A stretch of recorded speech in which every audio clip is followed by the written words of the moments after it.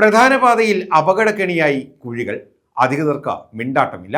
കൊട്ടാരക്കര ഭരണിക്കാവ് പ്രധാന പാതയിൽ ഇടിഞ്ഞകുഴി ജംഗ്ഷന് സമീപമാണ് കുഴികളും വെള്ളക്കെട്ടും രൂപപ്പെട്ടിട്ടുള്ളത്. ഇവിടെ അപകടങ്ങളും പതിവാണ്.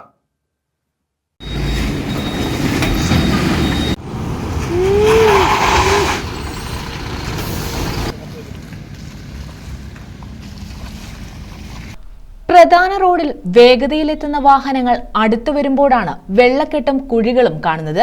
പെട്ടെന്ന് ബ്രേക്ക് ചവിട്ടുന്നത് മൂലം ഇരുചക്ര വാഹനങ്ങൾ ഉൾപ്പെടെ അപകടത്തിൽപ്പെടുന്നതും ഇവിടെ പതിവാണ്.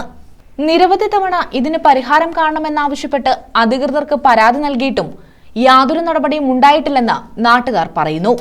റോഡിന്റെ അറ്റകുറ്റപ്പണികൾ തീർത്ത് അടിയന്തരമായി അപകടാവസ്ഥ ഒഴിവാക്കിയില്ലെങ്കിൽ ശക്തമായ പ്രതിഷേധം സംഘടിപ്പിക്കുമെന്ന് പോരുവഴി ഗ്രാമപഞ്ചായത്ത് ആരോഗ്യ വിദ്യാഭ്യാസ സ്റ്റാൻഡിംഗ് കമ്മിറ്റി ചെയർമാൻ രാജേഷ് പരവിള പറഞ്ഞു.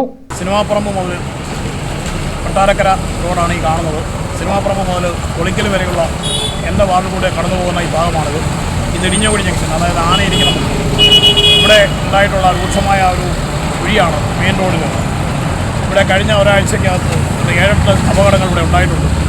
ഇതുമായി ബന്ധപ്പെട്ട് പൊതുജനം, അതായത് സാധാരണക്കാർ പരാതി പറയുന്നത് വാർഡ് മെമ്പർമാരോടാണ്. എൻ്റെ അടുത്ത് നിരവധി ആൾക്കാരാണ് പരാതിയുമായി ദിവസവും വരുന്നത്. ഉണ്ടായ അപകടങ്ങളെക്കുറിച്ച് പറയുന്നതിനും ഈ അപകടത്തിലുണ്ടായ ഹോസ്പിറ്റലിൽ എത്തിച്ചത് ഈ നാട്ടിലത്തെ കച്ചവടക്കാരും നാട്ടുകാരുമാണ്.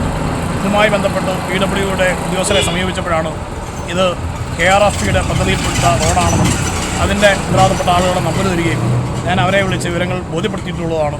നടന്ന അപകടങ്ങളും ഈ വെള്ളക്കെട്ടും അതിൻ്റെ വീഡിയോയും ഫോട്ടോയും ഉൾപ്പെടെ അവർക്ക് അയച്ചു കൊടുത്തിട്ടുണ്ട്.